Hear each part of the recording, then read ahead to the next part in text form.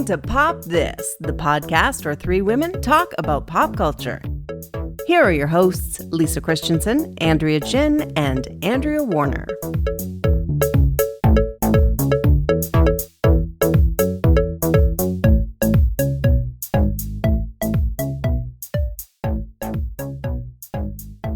Okay, so last weekend I was at the Skate Canada figure skating international competition. As one does. For the most of the weekend. It was happening in Vancouver. And I just wanted to share with you this inspiring performance that I saw by a skater named Deanna Stiletto Dudek. She's a pair skater. She's American, but she skates with a Canadian, and they compete for Canada. She won a gold medal in pairs at the age of 40. 40. She first, she skated as a young person and went to the Junior World Championships in the year 2000 and went to Skate Canada and came 5th in 2000 in singles and then had to retire because of injury from skating. And then she had this whole other career. She's like a licensed esthetician. She worked in Chicago. And she was at this some team building exercise with her esthetician team. And they're like, that question, what would you do if you knew you couldn't fail? And she was like, I would go back to competitive figure skating. And then that inspired her to return after 16 years to try out as a pair skater, and she found this partner and they were together for a few years, and then he retired because of injury, and then she got paired up with this guy who's Canadian, Maxime Duchamps, and they're like this magical pair, and they're really good now. They're ranked in the top 5 in the world, and they just won Skate Canada, and her goal is to make it to the next Olympics because she's like, I'm already too old to be doing this. I'll still be too old in 3 years from now. Yeah, right? Exactly. So what's the difference? Yeah. Yeah. And they're contenders for a world medal this year. That's so cool. That is an amazing story. 23 years after she came 5th at Skate Canada, she won a gold medal in pairs. That's incredible. Lovely. Yeah, And what was their song they performed to? It was a medley from Interview with the Vampire for their free skate. Oh, wow. She plays the vampire. But cool. Also, what I was going to say is that, it was so amazing to see her on the ice, to see this, woman competing who just, took to the ice. She had this aura about her that was just, confident, cool, collected. She was, on warm-up, she was just, boom, boom, boom, doing all her elements, just total down to business. I'm just doing this. And then just competed stone cold, perfection. It's just in figure skating, you're used to seeing young people and they're nervous and they've got this different energy to them. And just to see someone who's 40 competing is just this, you're at this total different point in your life. And she was just I know what I'm doing. And I'm just here to do a job, and I'm doing it. It was wow. It was amazing. Wow. I love this. I'm so glad you got to see her perform live and triumph this way. Yeah, I know. And she's ripped. She's so fit. Yeah. I was amazing. And people are just going crazy over them in the figure skating world because everybody wants them to do well. Amazing. Yeah, I mean, it sounds kind of a really fun story that people are gonna sort of grab onto and celebrate. Yeah, and the World Championships are in Montreal next March, and so you're heading there. You have your tickets already. I'm thinking about it. Yeah, I'm that kind of fan. I know where in the stadium I want my seats to be. Sort of ice level. I was ice level and I could see the judges' computers. So I could see the scoring happening. And I was close to the kiss and cry. So I could have a good view of their faces when they came off the ice. And, wow. I've sort of through trial and error, narrowed it down to like the exact section and row that I need my seats to be in at figure skating competitions. I want to Everybody knows that, right? Everybody has that. Yeah, sure. I'm sure everyone knows that. Yeah. I want to go back to like where you want to. You referred to something as a kiss and cry. Is that the name for it, or is that just your affectionate sort of? No, that's the name for it. The kiss and cry. Wow. It's where they come off the ice and they're greeted by their coaches after their performance, and they sit down to receive their marks. So they get a kiss from their coach, and then they might cry if they didn't do so well. No, I want to be clear. I got it. Okay. I was just curious. No, yeah, it's. I guess it's like when I think about it, it's kind of like a harsh name, but this is just what everybody calls it. Yeah, that's great. So when you're situated near the kiss and cry, are you like? Do you like seeing the public display of like weeping? Or what are you like? What are you just want to be close to the emotional action? Like I guess so. What's your pleasure with that location?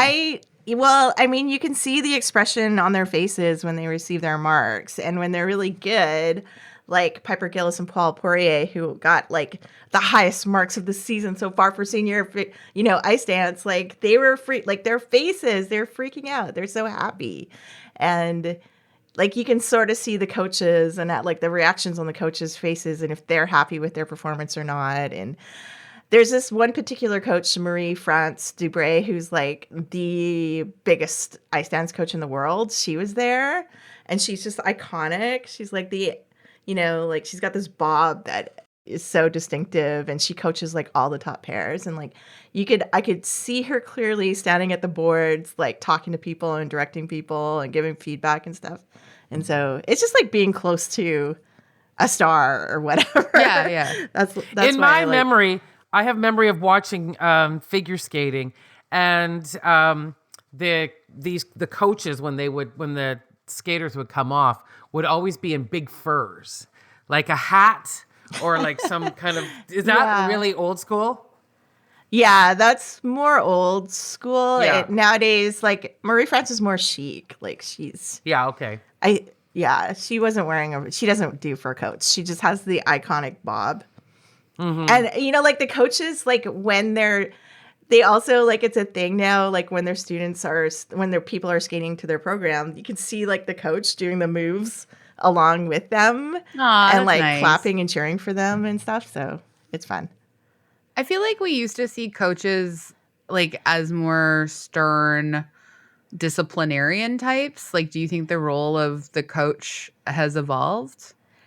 I think so. Like, I think it's just like anything like parenting or teaching or whatever has really evolved since like away from punishment. Yeah, exactly.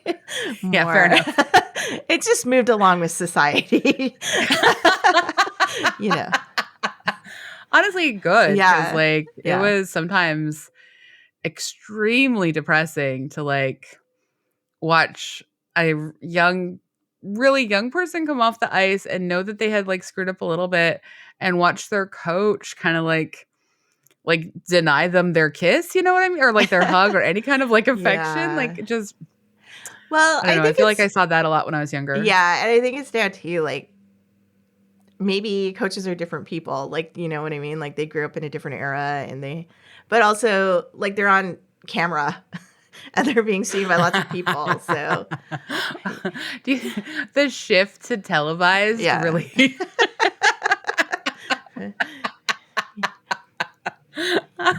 don't want to be seen as a monster. Finally, score one for closed circuit intense surveillance. Like there's finally the one upside to surveillance culture is that figure skating coaches got nicer. The only upside to surveillance culture. Sure, but not preventing of crimes, gotta say.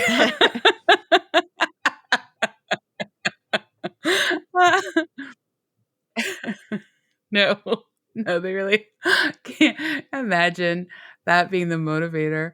Oh boy. I feel like on some level, the one thing that we're sort of, I mean, this is a tough segue, but thinking about the beautiful style that I do recall seeing like figure skating coaches having over the years, going from like fur coats to chic bobs to like long nails. That actually, I really wish now that at some point in her career, Barbara Streisand had played a figure skating coach. Oh, Like that could have been such, absolutely, such a good role. Missed opportunity. Like, missed. I mean, she could still still get cast as a figure skating coach if we find her the right vehicle. do you think she'll take our advice? It wasn't that long. It wasn't that long ago. Where was it? Or maybe it was about 10 years ago when Seth Rogen managed to get her to make a movie again. So why couldn't we? Well, I was just going to say, if we can get the right letter to Seth Rogen, maybe can convince her. He could like create a vehicle for her where she's a figure skating coach. I think he would see what we see. I think he would too. Yep. Which movie was that again? With Seth Rogen? She played his mom. They do a drive across the country. Right. The guilt trip. Yeah. The guilt trip. Oh, I loved it. Right. I actually went to the theater to that movie. So.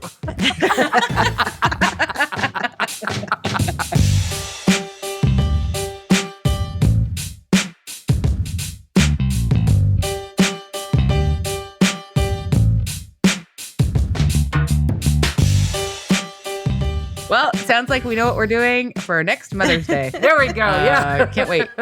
Can't wait. But for today, let's do the movie we actually watched. I'm Andrea Warner. I'm Lisa Christiansen. I'm Andrea Gin. And you're listening to Pop This. And we are talking about The Way We Were. Yay! Now, if you're a longtime listener to Pop This, if you're honestly, truly, yays all around. If you're a longtime listener to Pop This, we have absolutely been talking about this movie since the beginning of the podcast in some capacity, because it's come up when we talked about Gilmore Girls. It's come up when we talked about like just romances. It's come up when we talked about Sex and the City. Like it has come up in a lot of the pop culture that we've talked about, but we've just never gotten around to it. And normally we love an anniversary that's a little bit off. This year, we're actually doing the 50th anniversary of The Way We Were. Yeah, it's incredible. So I can't believe we got it. Yeah. How does it come up in Gilmore Girls? Oh, when Laura...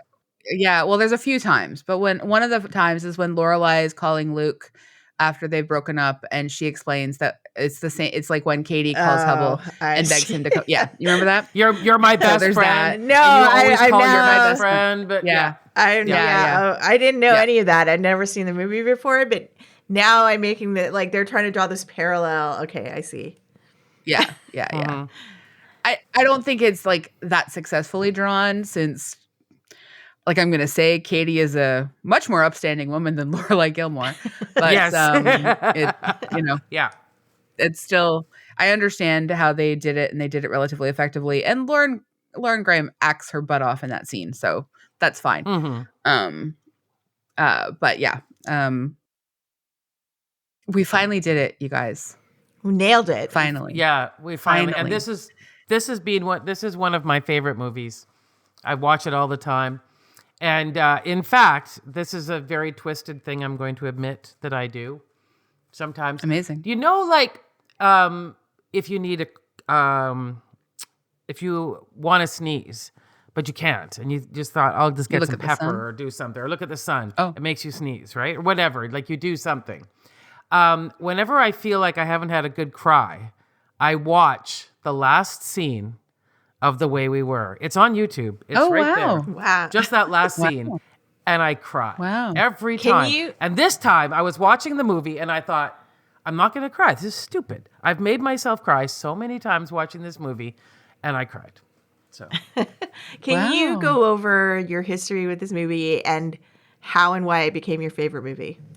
I don't, that's such a good question. I think it was because at a time when I first watched it, which I don't quite recall, I remember very it really stuck to me that this was a movie that wasn't just a romance movie, that it was something more substantial. And at the time, I think I was a kid, so I don't know if I mean, there's 100% I did not understand the politics of this movie at all. I mean, maybe I could have figured out some of the early stuff, but I certainly didn't know anything about McCarthyism and black, you know what I mean? And blacklists in Hollywood. But it felt like a weighty story. And I really, really, I'm not like a super show kid or something, but I did like show stuff. So I really did like Barbra Streisand too. And she was just someone I always really looked up to and admired. And I thought she had this amazing career. I mean, when we did the way we did A Star is Born, the Barbra Streisand version, which is, you know, as far as I'm concerned, the only one. I just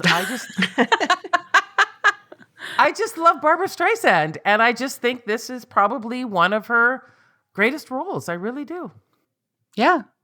I had never seen it before. This is my first time seeing it, and I'm so glad I finally saw it. I'm so glad I finally saw it. I can see this being a movie that, I mean, right now with everything that's happening politically in the world and, sort of rallying people to show up and stand up and be brave and,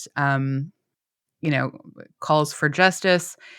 I can see absolutely this being a movie that I could return to when I need, one of the movies that I would return to give me that sort of boost of political activism if I feel like I'm lagging. You know what I mean? I think that spoke to me sort of much more deeply than the love story component. And yet I also, at moments, very into this love story. Yeah. Have I ever seen someone tying a shoe and thought, my God, that's erotic? Before today or before yesterday? No. But was I a quiver after that scene? Yes. How is that possible? How is anyway. So you never really considered Robert Redford, I don't know, is this one of the first movies you've seen him in? I mean, I feel like I've seen him in stuff before, and I can look at him and understand that he is conventionally attractive. I get that. Blonde, handsome men have never been my speed. I've never responded to them. It's apparently when I was a baby, I was obsessed with handsome blonde men. Apparently, up until I was 3, I would just stare across any room at any handsome blonde man. And apparently that was it was actually became almost embarrassing for my parents, according to them.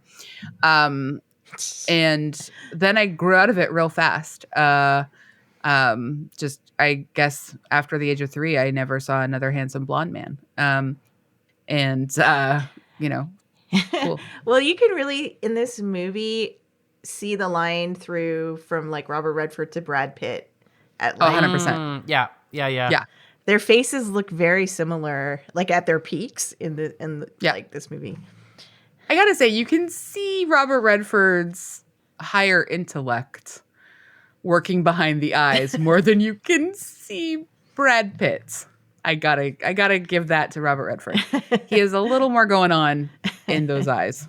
But yeah, this movie is Barbra Streisand at her peak and Robert Redford at his peak, and it's just I can totally appreciate it for that. It's the first time I've seen this movie too, which is a little strange because I have seen almost all Barbra Streisand movies except this one.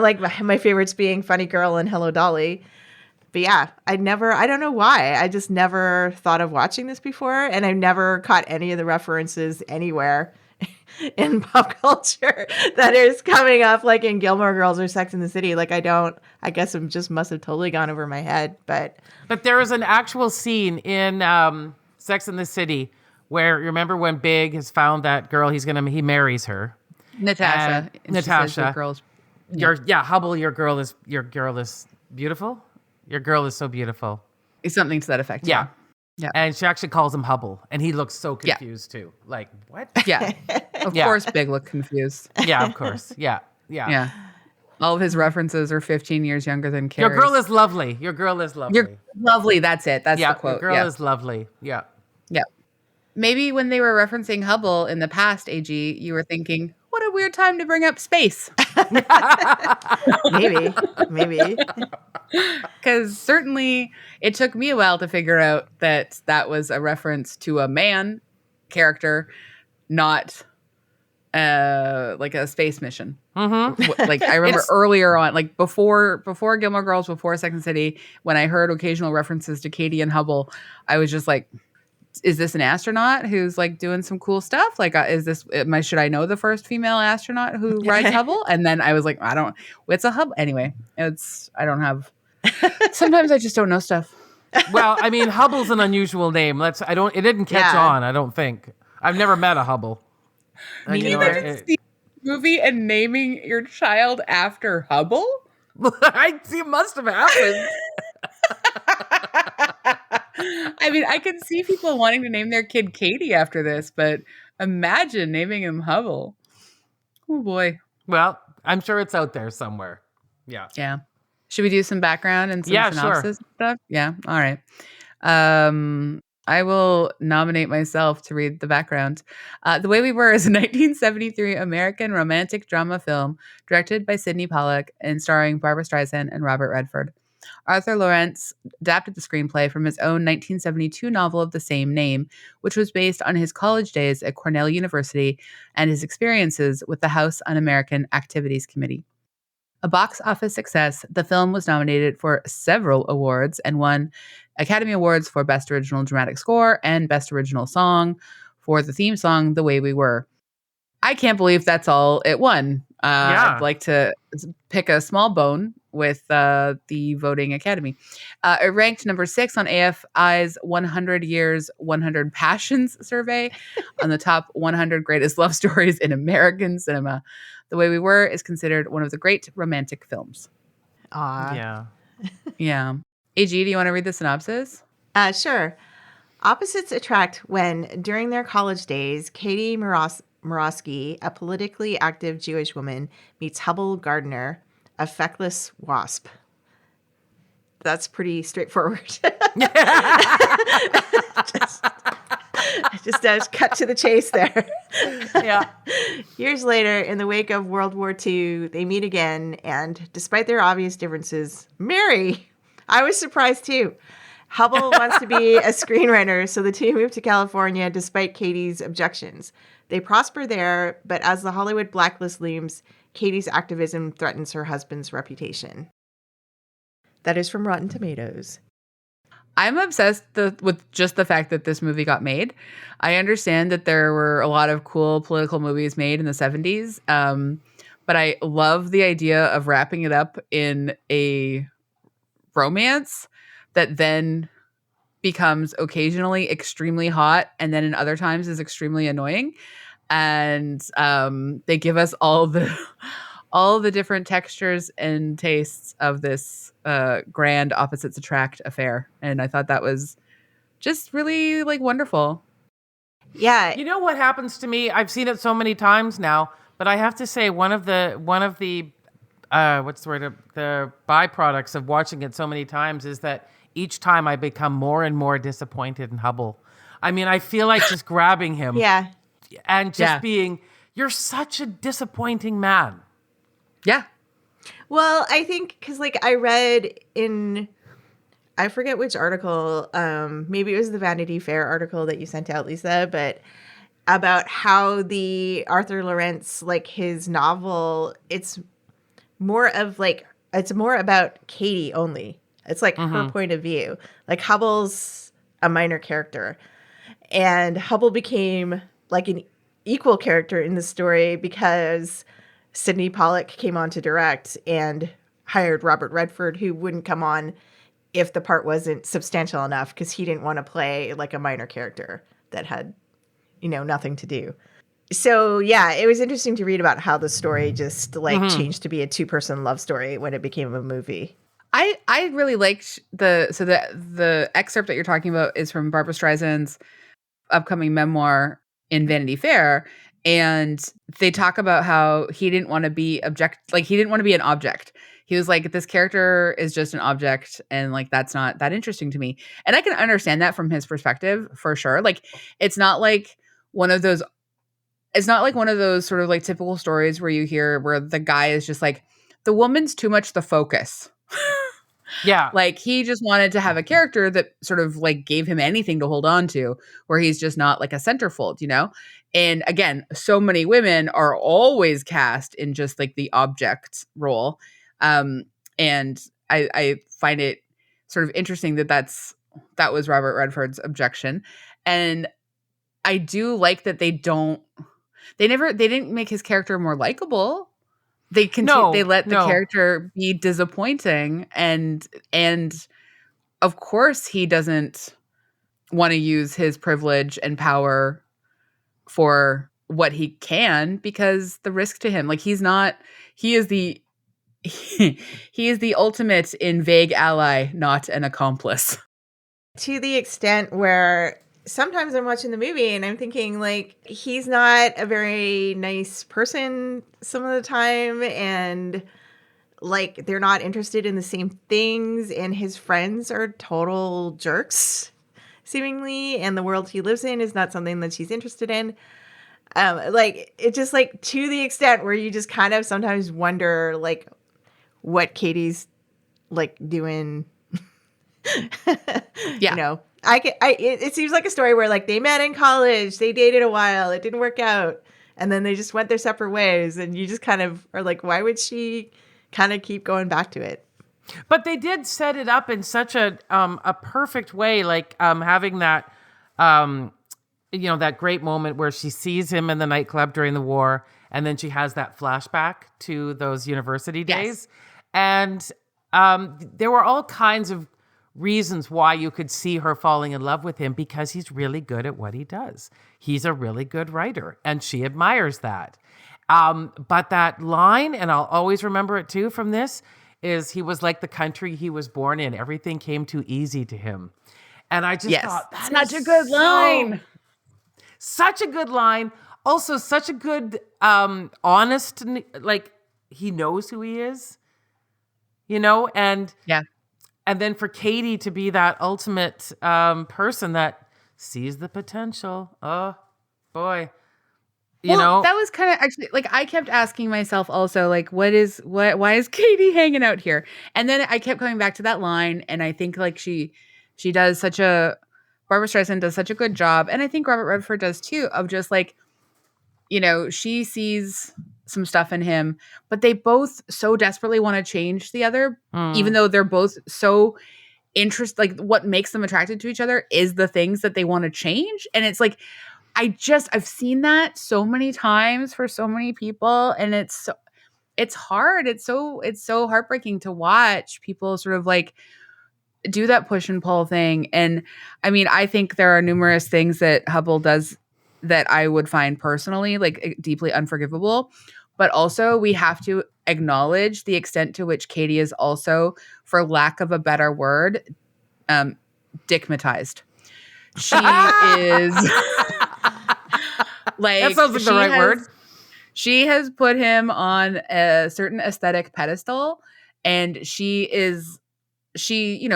we have this sort of scene in the film where Katie says she knows that she's attractive, but that she's not the right kind of attractive in position to him, which is like, obviously like the world in which this movie is set is, at this point, it's after World War II.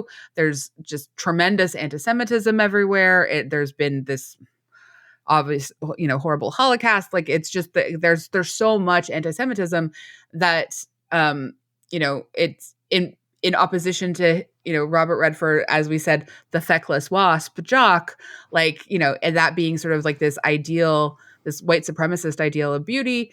And then sort of Katie in opposition to him, like we get that there's so much happening, like socially, that is really, I think, would be difficult to sort of just really map out and confront. if you're also constantly, like Katie is, thinking about that line about how everything came too easy him. Because honestly, that is the kind of writer line that I absolutely would like fall for someone and just be like, oh, they know things even if they're going to pretend they don't. Yes. Yes. And the scene you're talking about with the tying the shoe when they meet up and I know. It just, when he sees her across the street and she comes over and he's drinking beer and that, they give him a couple of really good sweaters in this movie too, I gotta say as well. Yeah, they really do. That turtleneck. Yeah. That white cable net. Like, oh my God. And the way he's just, the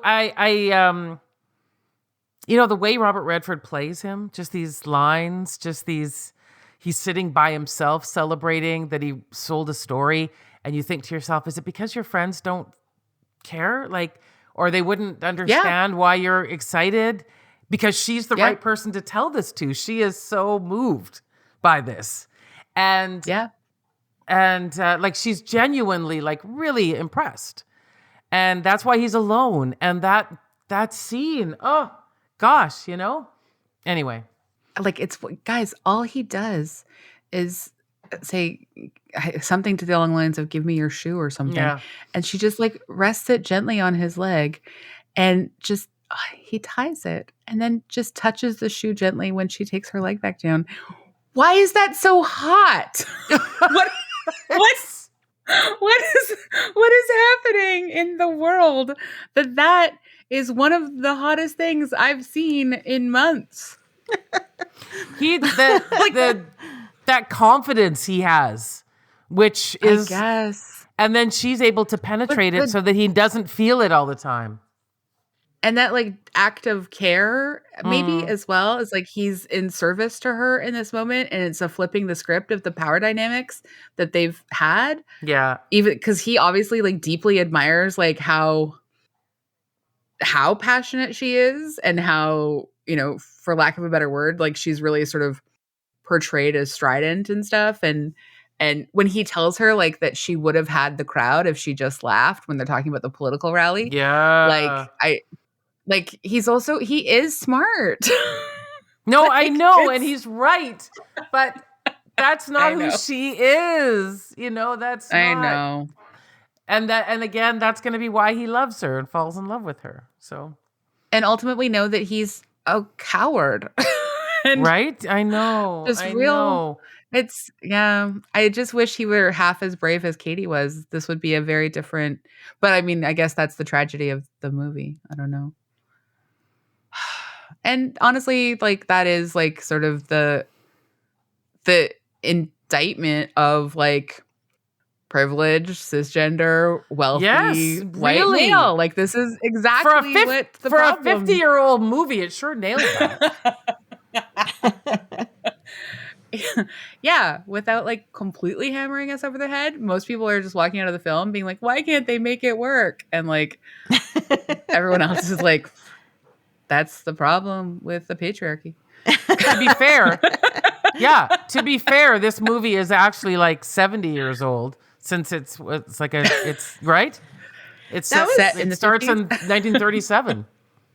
I mean, if I was going to say one thing like that threw me about the film is that, and I don't think it's specific to this film, I think I see a lot of films in the 70s that were made in the 70s, but that are sort of supposed to be period, like set in the 50s or 60s. But they seem to me now so 70s, like the lapels are a little too wide. Sets, so many sets. Yeah. Yeah, and the hair and like the sort of shiny wallpaper in some of those fancy apartments and stuff. It just like, it was like, this is definitely the 70s.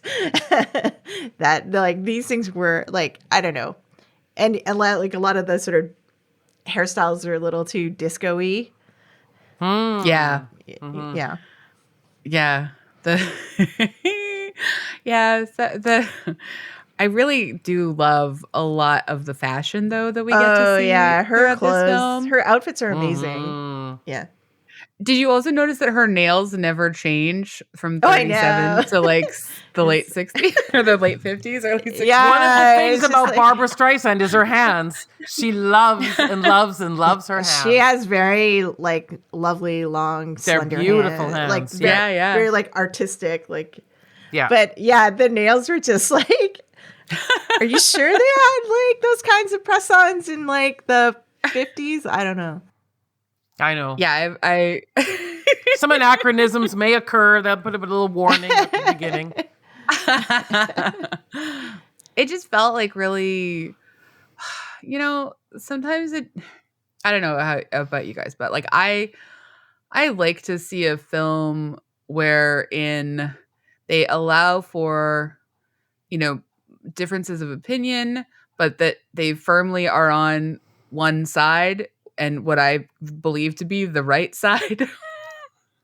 And it's very validating to see that sometimes because everything just seems wild occasionally. And, you start to think like, have I imagined things? And then you see a movie like this and you're like, no, okay, all right, deep breath, everyone. Like we remember what's right and what's wrong, and we will keep on the keep it on, like I maybe that's like a bit simplistic, but I felt grateful to watch it right now. Yeah. And I know for a fact I've been that what's the word I'm looking for? The wet blanket at the party for sure. I know I have brought in some views that were not welcome and thought, no, I can't stay silent here. And, when she goes into her speech about how Eleanor Roosevelt was her husband's legs and she went down into that. I mean, that was really, I felt that like I could, and to this group of people that haven't had a sincere emotion, it seems, for their whole lives. Or a problem ever. And Robert Redford, Hubble, was able to straddle both worlds. But obviously we know he chose one over the other. It's too hard to be in the other world. Well, I mean, I would encourage anyone who is watching this movie or has watched this movie to read that Vanity Fair Barbara Streisand book excerpt that we're talking about, but also to watch, like if you Google it, you can find like the deleted scenes that she's talking about, because the part of the book that is excerpted is like talking about how she was really upset about certain scenes getting deleted from the movie, like to the extent where she like she got an editor and put them back in herself and made a like Barbara Streisand cut of the movie. But like you can see those scenes online, and a lot of it is like, I kind of agree with her having watched it, because there's like more exposition about like her political views and like what motivated them, and the fact like I think the important point is that they didn't just break up because like he had a one-night stand with another woman. It was like they put more into like the political differences between them is like that's what those deleted scenes show. And I think that like, to me, that I agree with Barbara, like that makes the movie make sense more. Yeah. And I know, and I heard her say that too. And also I think it probably wouldn't, if Robert Redford should want those scenes back in there in a way, because otherwise he just does look like this really shallow guy that's like, oh, there's my old girlfriend. Might as, she was she's so beautiful and in a traditional way. But there wasn't that, like, and they could use more scenes like that one where they get pushed into that room after that crowd scene. Like that's a pretty great scene. Mm-hmm. Yeah, I thought that was a very powerful scene.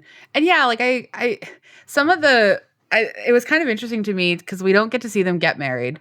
We don't really, like, we jump around so much in the timeline of their life that I feel like there are some moments kind of missing. I also could not tell if she had been pregnant for 12 years or if she was or if she'd lost the baby, or if now they were on their fourth child. Like I honestly could not tell.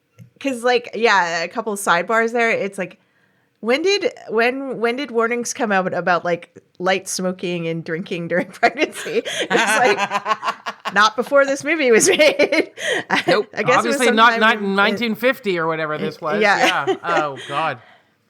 Yeah. Well, and that also, I have to say, even as many times as I've seen this, I've never really understood. Again, I guess a different time where he's just like, and she's got the baby, and I'm out. That's my other question done. too. Like, emotionally, I can't take with this. Pardon me? Excuse me? What? I know, because that's one of the key lines of the movie. Like she says, "Just stay with me until I have the baby." Yeah, or something like that. Yeah, and it's like, well, I mean, like that's supposed to be a poignant moment, but it's also like a what? Yes. Like he just like disappears from her life after the baby's born. Yeah. And that then he is the one who says he can't handle like being like basically he says he can't handle having a relationship with the child because he's still in love with her and like he can't see her being married to someone else and like that's why he can't come for a drink. Like I whoo. But was that like right? Like was that a thing that happened during the time? Like would audiences of the time be like, okay, that makes sense? Or would they have been like, what? I really like I don't know, honestly.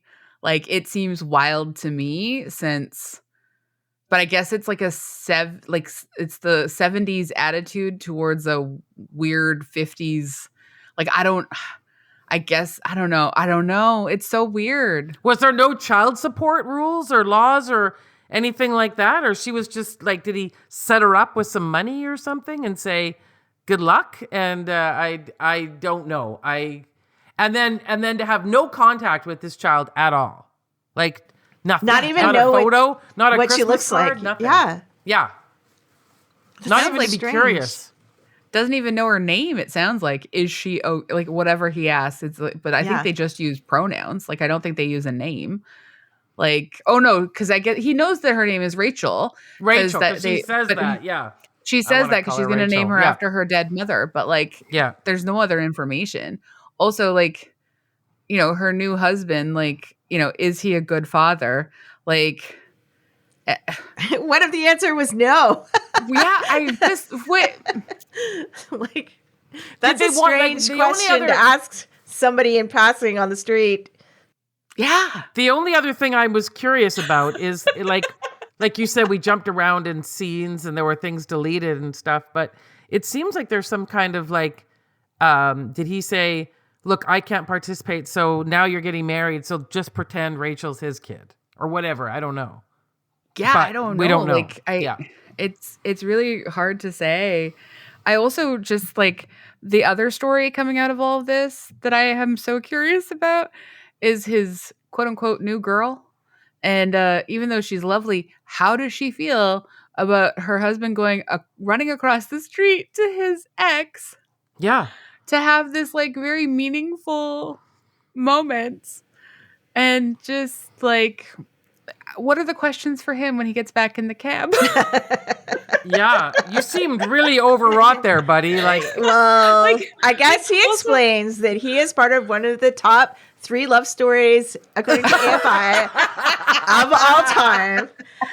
And that current love story with her in the cab ranks nothing. It ranks nothing. 0. Yeah. Yeah. Oh my God, he's just like huddling in a fetal position, weeping in the cab, and she's just sort of stroking his hair, and he's all like, "No, brush it out of my eyes the way Katie would have." Like, what is happening?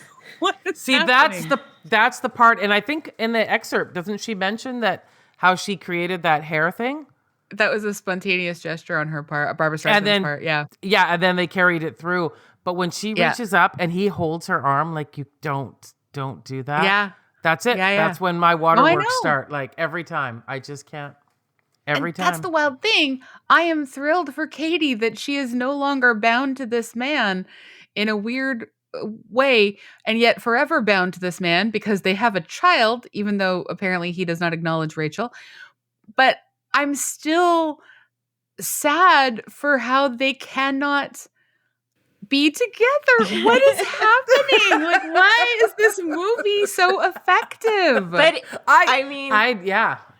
Just to in the category of like, question mark, like how do audiences react to this in the 70s? Probably differently, but is that one scene at the sort of near the beginning where he comes over to her apartment and gets into bed, and then she kind of gets into bed with him. I just like to today's audiences, that seems like a strange move, but I guess like in the 70s, it was just like, I guess that's what people like. That's fine. People do that.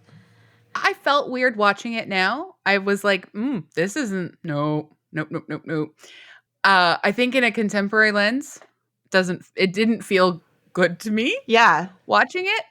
But I also, as I was watching the scene, I was like, well, it's not like she immediately just jumps on his penis.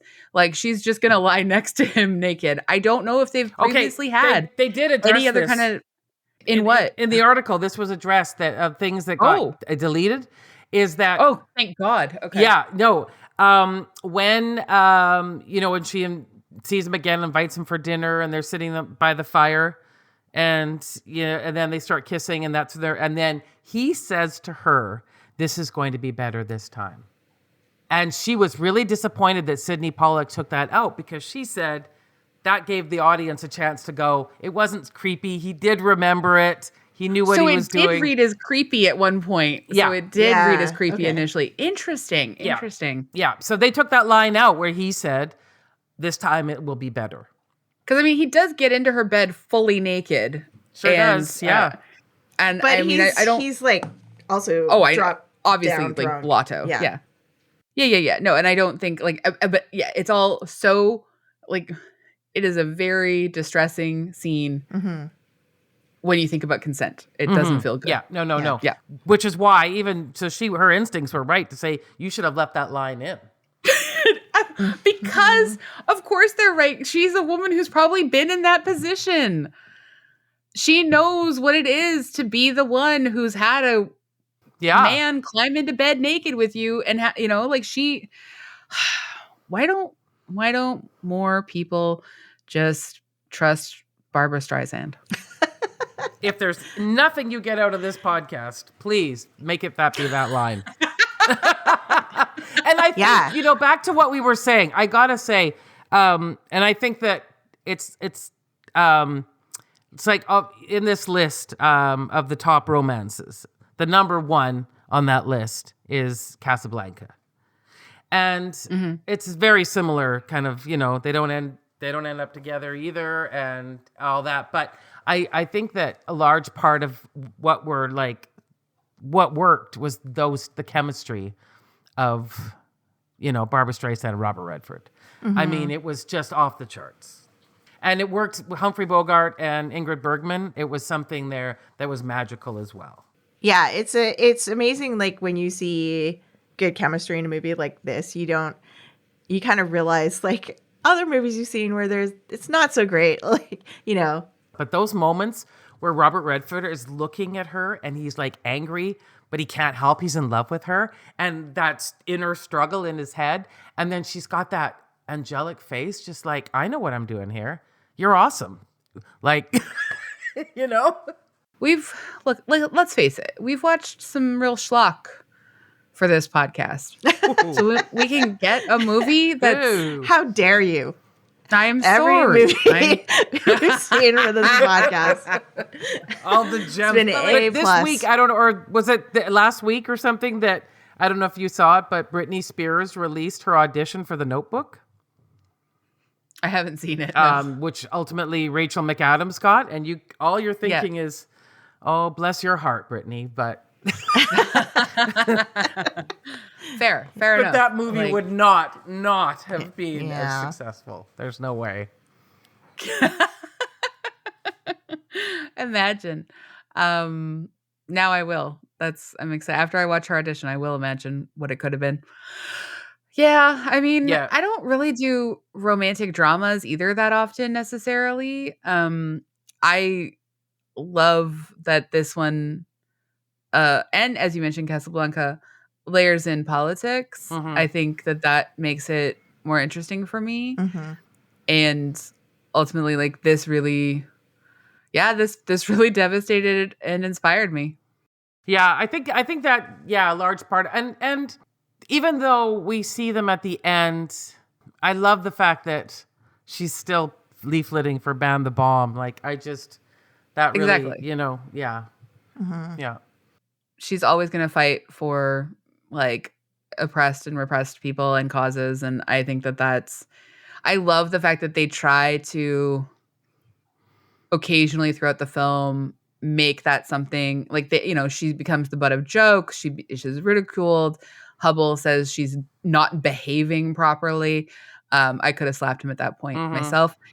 And, because of the times, she sort of takes these punches, but it doesn't at all dissuade her from her convictions. And when she says people are their principles to him in the fight after she comes back from standing up for the people, the House Un-American Activities Committee, I was just like, oh, this is, like when you hear a line that can never be unsaid, and it's going to change the course of how she thinks about him for the rest of their lives.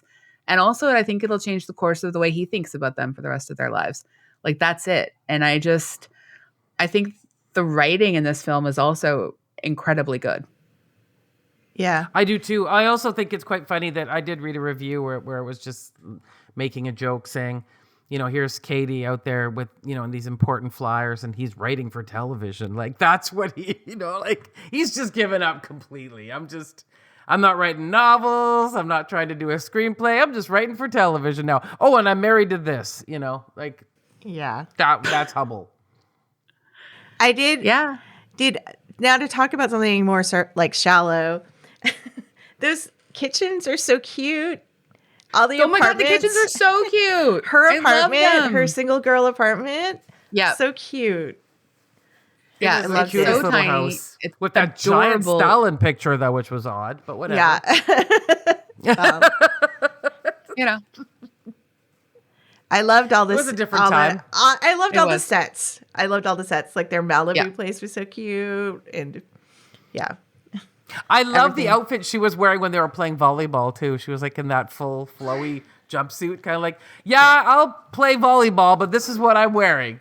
I am not another like sort of like bell-bottomed outfit. Yeah.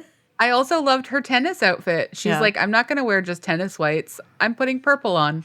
I don't know. I like that Katie knows she's going to be uncomfortable in a moment. I mean, is it sort of embarrassing when she literally asks him, why did you bring me here in front of these people? And basically says that the whole room is full of awfulness.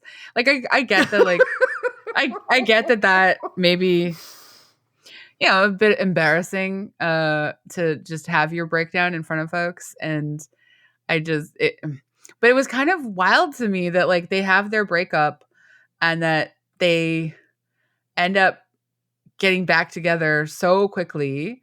And they do that classic thing that you hear about people doing, which is that they're just going to like, okay, well, we'll just start over. But literally we'll start over. We're going to move across the country. Yeah. And we're just going to try this and see if this works and if this helps things. And I don't know. I appreciate how they really took like legitimate sort of like believable kind of couples issues and applied them to sort of like, serious political issues and also gave it that heat. I think I don't know. I was just really like, really impressed. And I know that sounds stupid. Be like, oh, a movie that's 50 years old that's like on the best list of blah, blah, blah, blah, blah, and everyone else has already loved. And you're surprised that it's good. But honestly, I've had it happen where I've finally watched a movie that has been like celebrated for years. And I walk away and I'm just like, what was that misogynist, sexist piece of crap, Like, and I just don't understand it, or racist, or like whatever it was. And this pretty much lived up to the hype. No, I did. And Katie's a great character. She's probably one of the best, movie characters of all time, I would say. Yeah. Yeah. I really liked her. So, yeah. Do we think this movie pops? 50 pops Yeah, I mean, I think 50 years. I literally just wrote an ode to it. I'm so sorry. Yeah. I mean, aside from maybe a touch more of what costumers call lapel literacy, yeah, I think this movie pops. Yeah. I'm going to remember lapel literacy. Yeah, me too. I like that. Yeah, that's great. That's incredible.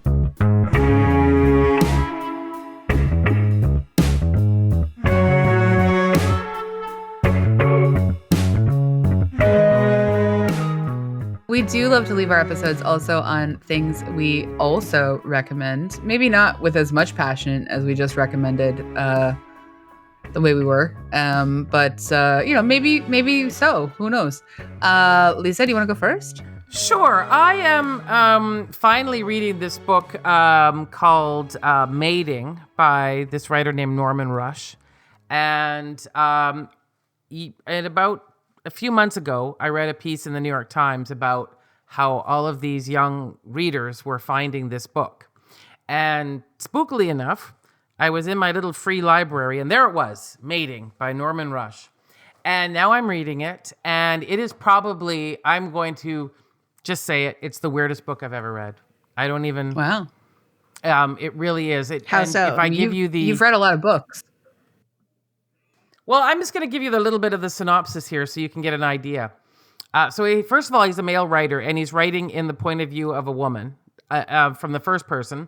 It is a first-person narrative by an unnamed American anthropology graduate student in Botswana around 1980. And she is about to go into this relationship with this older, smarter man, and the whole rest of the book is supposed to have lots of really great sex scenes, which haven't happened yet. Right now, she just went through walking, and I'm on page 200 almost, and it's about 450 pages of dense. There's no dialogue in this book at all. And she has just done a hike through the Kalahari Desert to get to this guy. So, and the writing is, I don't know, I hope somebody out there has read it or will read it, or one of you, and just tell me what your thoughts are, because it's the weirdest book I've ever read. I mean, but I'm seeing it through. I'm not stopping. All right. See, like, I don't know for sure if you mean weird in a complimentary way or if you mean weird in a not complimentary way. I mean weird in a way that there are sentences put together and thoughts that I have never considered. Like it just it feels like it, if that makes sense. Okay. Yep. Yeah. Okay. Okay. Interesting. I'm intrigued. Mm-hmm. I do feel it's interesting that the book is mirroring your journey. You have been led to believe that there is a promise of an abundance of great sex scenes. Yeah. You are slogging through a desert just like this character. That is to try and get to the payoff. And that's kind of a beautiful parallelism. I mean, you'd think I could just go find some pornography, but no, I'm going to slog it out through the desert. Nope. I want... Earn it. Earn it. Yep. It's the longest preamble in a sex story of my life. Yeah, no, that's exactly. That's cool. That's cool. I love it. AG, you want to go next? Sure. I'm going to recommend some music. Gary Beals, who is like a R&B soul singer, originally from Nova Scotia, now lives in Toronto. He's most famous perhaps for coming as a runner-up on Canadian Idol. But he just released an album called The Melody Within. And there's a song called I Like That he does with Jordan and KO. And it's just like a fantastic song. And he's a great singer. And I think more people should pay attention to his music. That's awesome. Thank you. Yeah, fantastic. I am recommending a cozy mystery series that I have just started watching. It's new this year. It's called Mrs. Sidhu Investigates. And it's a very short description, but chef, mother, sleuth. Mrs. Sidhu, played by Mira Sial, has a lot on her plate and a nose for solving crime. That sounds amazing. Where can I watch it? That's all I want. Yeah. The actor is great. The lead of the program. I hope it gets a second season because I think it's just finding its feet sort of towards the end. There are only 4 episodes so far, but each episode is about an hour and a half, sort of in that classic British, mystery kind of way. Grandma and I have really enjoyed it. Where can you watch it? It's on Apple TV. I just looked it up, right? Oh, okay. Yeah, there's Apple TV. It's also on Acorn. Yeah. Oh, okay. The British one. Yeah. Yeah. Great. So you got some options.